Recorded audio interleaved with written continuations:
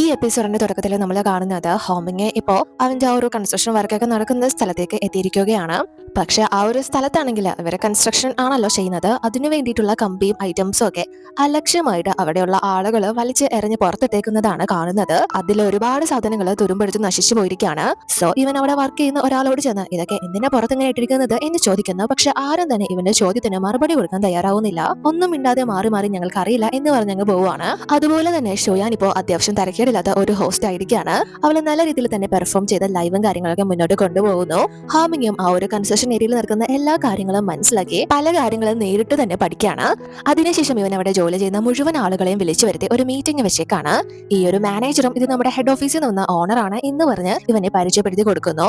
ഹോമിങ്ങും ഇവരോടൊക്കെ ഞാൻ ഇങ്ങോട്ട് വന്നതിന്റെ റീസൺ നമ്മുടെ പ്രോജക്റ്റ് ഒക്കെ ഡിലേ ആവുന്നതിന്റെ കാരണം കണ്ടെത്താനാണ് എന്ന് പറയുന്നതേ ഉള്ളൂ.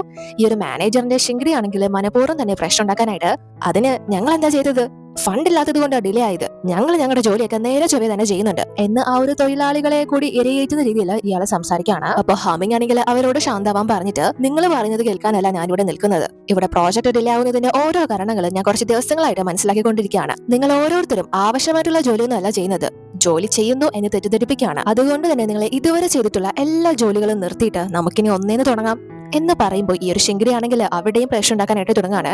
അതെങ്ങനെ ശരിയാവും, ഇതുവരെ ചെയ്തതിന്റെ ശമ്പളം പോലും കറക്റ്റ് ആയിട്ട് തന്നിട്ടില്ല, പിന്നെ ഞങ്ങൾ എങ്ങനെയാ പണിയെടുക്കേണ്ടത് എന്ന് പറഞ്ഞ് അയാൾ ബാക്കിയുള്ള തൊഴിലാളികളെ കൂടെ ഇതാക്കുകയാണ്. അപ്പോൾ ആ ഒരു മാനേജർ ആണെങ്കിൽ ഹാമിങ്ങിനെ ഹെൽപ്പ് ചെയ്യുന്നത് പോലെ അവിടെ നല്ല ഒരു ഡ്രാമ തന്നെ നടത്തുന്നു. മിണ്ടാതിരിക്കും സാറ് അതൊക്കെ പരിഹരിച്ച് നമ്മുടെ ഫണ്ടും കാര്യങ്ങളൊക്കെ ഉടനെ തന്നെ എത്തിക്കും എന്നൊക്കെ പറഞ്ഞിട്ട്, എങ്കിലും ഇവരാണെങ്കിൽ റീവർക്ക് ചെയ്യാൻ തയ്യാറല്ല എന്നാണ് ഹാമിങ്ങിനോട് പറയുന്നത്. അപ്പൊ ഹാമിങ് ഇവരോട് ഞാൻ നിങ്ങളായിട്ട് ഇൻഡിവിജ്വൽ ആയിട്ട് ഒരു കോൺട്രാക്ട് സൈൻ ചെയ്യാൻ പോവുകയാണ്.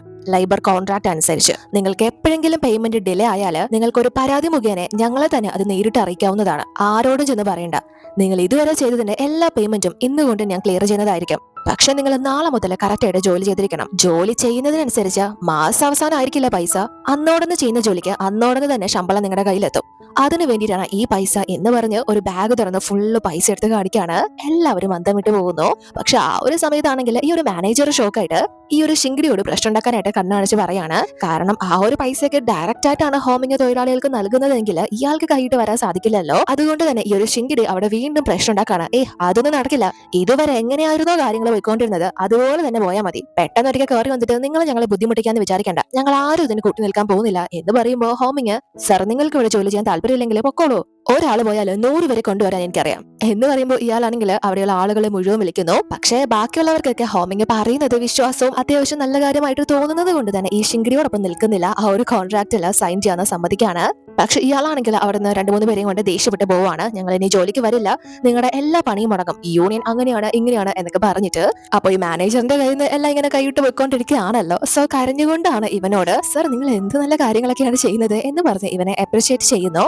പക്ഷെ ഹോമിങ്ങിന് അറിയാം ഇയാള് ചെയ്യുന്നത് അത്ര നല്ല പ്രവൃത്തിയൊന്നും അല്ലെന്ന്. അതുകൊണ്ട് തന്നെ ഇയാളോട് 3 ദിവസത്തിനകം എനിക്ക് ഇതുവരെ നിങ്ങൾ ചെയ്തിട്ടുള്ള മെറ്റീരിയൽ കോസ്റ്റിന്റെ ആയാലും ലേബർ കോസ്റ്റ് ആയിട്ട് നിങ്ങൾ തൊഴിലാളികൾക്ക് നൽകിയിട്ടുള്ള പേയ്മെന്റിന്റെ ഡീറ്റെയിൽസും അതുപോലെ തന്നെ ഇതുവരെ ചെയ്തിട്ടുള്ള എല്ലാ പ്രോജക്റ്റും പ്രോഫിറ്റ് നേടിയതും നേടാത്തതും ആയിട്ടുള്ള എല്ലാത്തിനെയും ഫുൾ ഡീറ്റെയിൽസ് എനിക്ക് കിട്ടണം എന്ന് പറയുമ്പോൾ ഇയാളാണെങ്കിൽ സർ 3 ദിവസമോ, അതൊന്നും നടക്കില്ല, അതൊന്നും പറ്റില്ല എന്ന് പറയാണ്. കാരണം 3 ദിവസം കൊണ്ട് ഇയാൾക്ക് പിടിക്കപ്പെടാതെ രക്ഷപ്പെടാനാവില്ലല്ലോ. ഇയാൾക്ക് അനുകൂലമായിട്ടുള്ള റിപ്പോർട്ടും കാര്യങ്ങളൊക്കെ തയ്യാറാക്കണ്ടേ. അതുകൊണ്ട് തന്നെ 3 ദിവസം മതിയാവില്ല എന്ന് പറയുന്നു. പക്ഷെ ഹോമിങ് ഇയാളോട് വളരെ സ്ട്രിക്റ്റ് ആയിട്ട് തന്നെ തനിക്ക് 3 ദിവസത്തിനകം തന്നെ ഈ ഒരു റിപ്പോർട്ട് കിട്ടിയിരിക്കണം എന്ന് പറയാണ്. അതുകൊണ്ട് തന്നെ ഇയാൾ വേറെ വഴിയില്ലാതെ അവിടെ നിന്ന് ദേഷ്യപ്പെട്ടാണ് ഇറങ്ങി പോകുന്നത്. അപ്പോൾ ഇവിടെ ഷോയാനാണെങ്കിൽ അത്യാവശ്യം നല്ല രീതിയിൽ ലൈവ് ഒക്കെ ചെയ്ത് പഠിച്ചത് കൊണ്ട് തന്നെ തനിക്ക് ഇനി ഒറ്റയ്ക്ക് ഒരു പ്രോഗ്രാം ഹോസ്റ്റ് ചെയ്യണം എന്ന് ഇയാളോട് വന്ന് പറയുമ്പോൾ ഇയാളും ഇവളോട് നീ ആലോചിച്ചിട്ട് തന്നെയാണോ, അത് നിന്നെ കൊണ്ട് സാധിക്കോ എന്ന് ചോദിക്കുമ്പോൾ ഇവളും എനിക്ക് പറ്റും, ഞാൻ എല്ലാം പഠിച്ചു കഴിഞ്ഞു, ഉറപ്പാണ് എന്ന് പറയുന്നു. അതുകൊണ്ട് തന്നെ ഇവള ഒറ്റയ്ക്കാണ് ഇപ്പൊ പുതിയ പ്രോഡക്ട്സ് ഒക്കെ ലൈവ് ചെയ്യുന്നത്.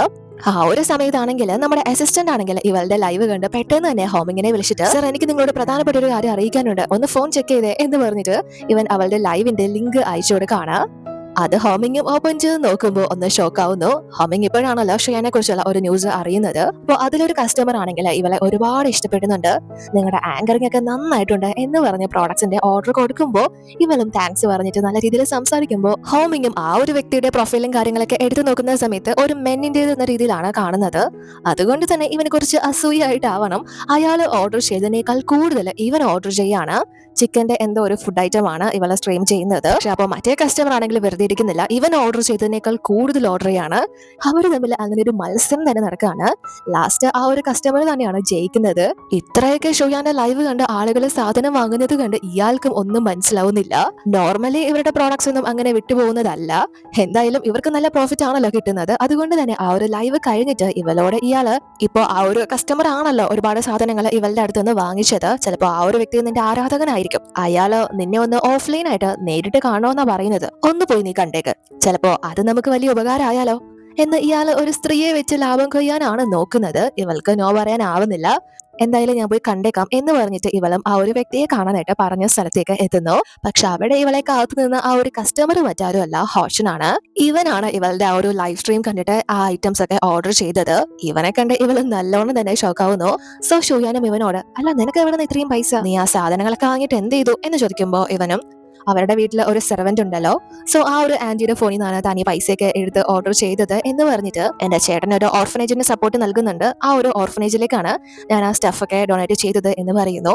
സോ ഇവള്, നീ ഭയങ്കര സ്മാർട്ട് ആണല്ലോ, പക്ഷെ ഇനി ഇത് ആവർത്തിച്ചേക്കരുത്, അവരുടെ പൈസ ഞാൻ എന്തായാലും തിരിച്ചയച്ചു കൊടുത്തേക്കാം എന്ന് പറയുമ്പോ ഇവൻ, ഞാൻ ചേച്ചി ശരിക്കും മിസ് ചെയ്യുന്നു, അതുകൊണ്ടാണ് ഞാൻ അങ്ങനെ ചെയ്തത്, അമ്മയെ ഒരുപാട് മിസ് ചെയ്യുന്നുണ്ട്, ദിവസം കഴിയുന്നതോടെ ഞങ്ങളുടെ വെയിറ്റ് ഒക്കെ എല്ലാം കുറഞ്ഞു വരിക ചേച്ചിയുടെ ഫുഡ് കഴിക്കാതെ, പിന്നെ ഞാനൊരു കാര്യം കാണിച്ചു തരാം എന്ന് പറഞ്ഞു ഹോമിങ്ങിന്റെ ഫോട്ടോ എടുത്ത് കാണിച്ചിട്ട്, നോക്കിയേ എന്റെ ചേട്ടൻ ഇതിൽ ചേച്ചി ഇല്ലാത്തതുകൊണ്ട് എന്ത് വിഷമത്തിലാണെന്ന്, എന്താ എന്റെ ബ്രദർ ചേച്ചിയോട് ചെയ്തത്, ഞാൻ അമ്മയോട് പറഞ്ഞ് അവൻ അടി വാങ്ങിച്ചു കൊടുത്തോളാം, ഇനി എന്റെ ചേട്ടൻ ഒന്നിനും വരില്ല എന്നൊക്കെ പറയുമ്പോ ഇവനോട്, നിന്റെ ചേട്ടൻ എന്നെ ഒന്നും ചെയ്തിട്ടില്ല, നീ അതും പറഞ്ഞ ചേട്ടനെ ബുദ്ധിമുട്ടിക്കണ്ട, പുള്ളി നല്ല ബിസി ആയിരിക്കും എന്ന് പറയുമ്പോ ഇവളോട് കാല് പിടിച്ച് വീട്ടിലേക്ക് വരാനായിട്ട് പറയാണ് ഹോമിങ്ങിനോട് ക്ഷമിച്ചിട്ട്. പക്ഷെ ഇവൾക്ക് ഇവനോട് പറയാൻ പറ്റുന്നില്ല അവര് ഡിവോഴ്സ് ആവാൻ പോവാണ് എന്ന്. അതുകൊണ്ട് തന്നെ ഇവള് ഒരു മറുപടി ഇല്ലാതെ ഇരിക്കുമ്പോ ഹോഷൻ ഇവളോട്, നിങ്ങൾ രണ്ടുപേരും ഇപ്പൊ വീട്ടിലില്ല, ആ വീട്ടിലോട്ട് കയറാൻ പോലും എനിക്ക് തോന്നുന്നില്ല എന്ന് പറയുമ്പോൾ ഇവളും നിന്റെ ചേട്ടൻ അവിടെ പോയി എന്ന് ചോദിക്കുന്നു. അപ്പോഴാണ് ഹോഷൻ ഇവളോട് ഹോമിങ് ജോലി സംബന്ധമായ ആവശ്യത്തിന് അച്ഛൻ ട്രാൻസ്ഫർ ചെയ്ത് മറ്റൊരു ഗ്രാമത്തിലേക്ക് വിട്ട കാര്യം പറയുന്നത്.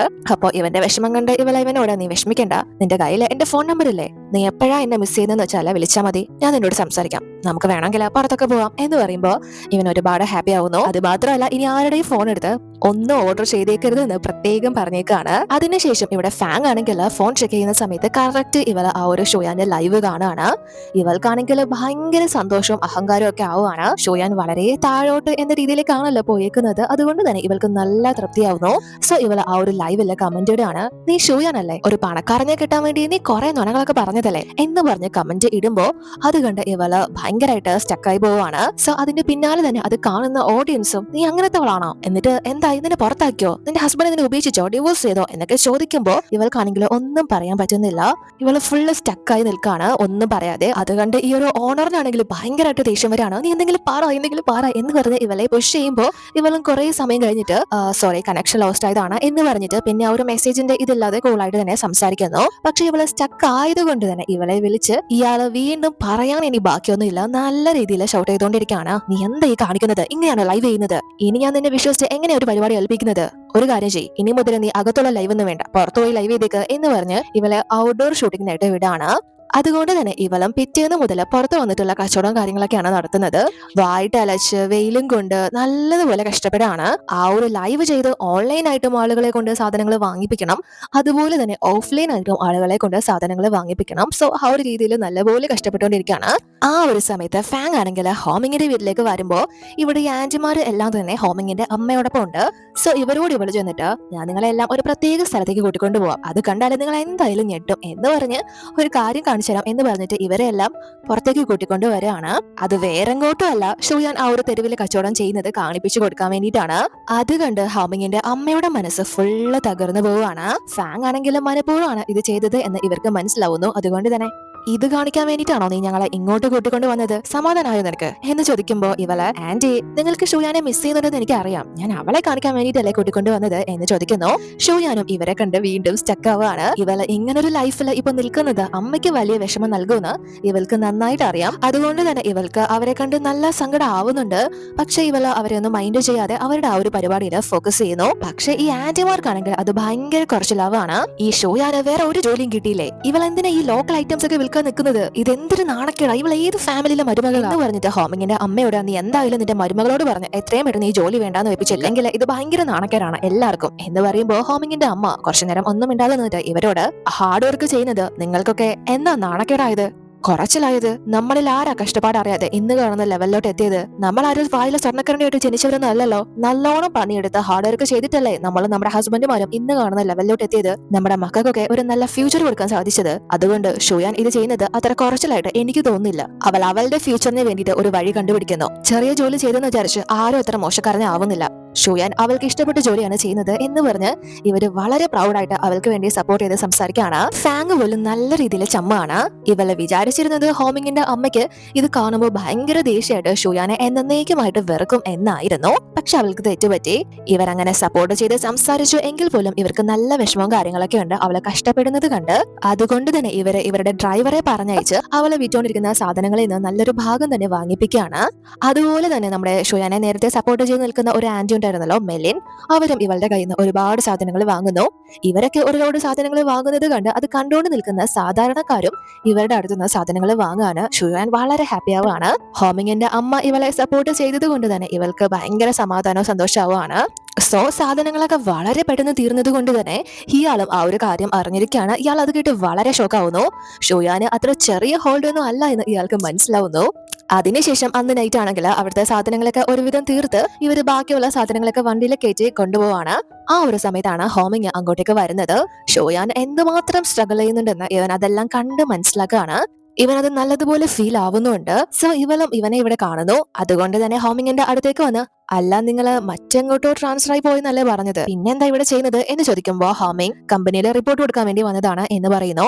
അപ്പൊ ഇവള്, അല്ല എന്തിനാ എന്നെ കാണാൻ വന്നത്, വേറെന്തെങ്കിലും പുതിയ എഗ്രിമെന്റ് വല്ലതും ഉണ്ടോ എന്ന് ചോദിക്കുമ്പോ ഹോമിങ്, എനിക്ക് നിന്നോട് പറയാനുള്ളത്, നീ ജോലി റിസൈൻ ചെയ്യുന്ന കാര്യമൊന്നും ഇല്ലായിരുന്നു. നീ ആ പൊസിഷനിലേക്ക് ഏറ്റവും മാച്ച് ആയിട്ടുള്ള ഒരു വ്യക്തി തന്നെ ആയിരുന്നു. നിനക്ക് എന്തെങ്കിലും ഹെൽപ്പ് വേണമെങ്കിൽ എന്ന് പറയാൻ വരുമ്പോ ഇവള്, എനിക്ക് ഒരു ഹെൽപ്പും വേണ്ട, ഞാൻ വളരെ ഹാപ്പിയാണ്, ഇപ്പോഴുള്ള ജോലിയും എനിക്ക് ഓക്കെ ആണ് എന്ന് പറയുമ്പോൾ ഹോമിങ് ആണെങ്കിൽ ഇവൾക്ക് അവന്റെ ഒരു കാർഡ് എടുത്ത് കൊടുത്തിട്ട് ഇത് നീ യൂസ് ചെയ്തോ എന്ന് പറയാണ്. ഇവളുടെ ആ ഒരു കഷ്ടപ്പാട് കണ്ട്, നീ എന്റെ വൈഫാണ്, നിനക്ക് തീർച്ചയായും ഈ പൈസയ്ക്കുള്ള അധികാരമുണ്ട് എന്ന് പറഞ്ഞാണ് കൊടുക്കുന്നത്. പക്ഷെ ഷുയാൻ ആണെങ്കിൽ അത് സ്വീകരിക്കുന്നില്ല. ഞാനിപ്പോ സ്വയം എന്നെ നല്ല രീതിയിൽ കഷ്ടപ്പെടുത്തുന്നുണ്ടെന്ന് എനിക്കറിയാം. പക്ഷെ ഞാൻ ആദ്യം എത്തിയ സ്ഥലത്ത് എല്ലാം കള്ളം പറഞ്ഞുകൊണ്ടായിരുന്നു തുടക്കം. അതുകൊണ്ട് തന്നെ ഇപ്പൊ ഞാൻ അനുഭവിക്കേണ്ടി വരുന്നതെല്ലാം എനിക്ക് ഫേസ് ചെയ്തേ പറ്റൂ. ഞാൻ ചെയ്തതിന്റെയാണ് ഞാൻ അനുഭവിച്ചുകൊണ്ടിരിക്കുന്നത്. അതോർത്ത് നിങ്ങൾ വറീഡ് ആവണ്ട. പാസ്റ്റിലുള്ള ഒരു കാര്യവും ഞാൻ ഓർമ്മിക്കാൻ ആഗ്രഹിക്കുന്നില്ല. എനിക്കിനി എല്ലാം ഒന്നേന്ന് സ്റ്റാർട്ട് ചെയ്യണം. നമ്മള് ഡിവോഴ്സ് ചെയ്യാൻ തീരുമാനിച്ചത് മുതൽ എന്തായാലും സ്ട്രേഞ്ചേഴ്സ് ആണ്. അതങ്ങനെ തന്നെ ഇരിക്കട്ടെ, ഞാനിപ്പോ പോവാണ് എന്ന് പറഞ്ഞിട്ട് ഇവൾ അവിടെ നിന്ന് പോവാണ്. ഇവൾ ആ ഒരു വണ്ടിയിൽ കയറി അവിടെ നിന്ന് പോകുമ്പോ പോലും ഹോമിങ്ങിനെ മൈൻഡ് ചെയ്യുന്നില്ല. മറ്റേ സൈഡിലേക്ക് തിരിഞ്ഞിരിക്കുകയാണ്. ഹോമിങ്ങിനും ഒന്നും ചെയ്യാൻ പറ്റുന്നില്ല. ഇതിന് നല്ല വിഷമം കാര്യങ്ങളൊക്കെ ഉണ്ട്. അതോടുകൂടി ഈ എപ്പിസോഡ് അവസാനിക്കുന്നു. അടുത്ത വീഡിയോയിൽ കാണാം.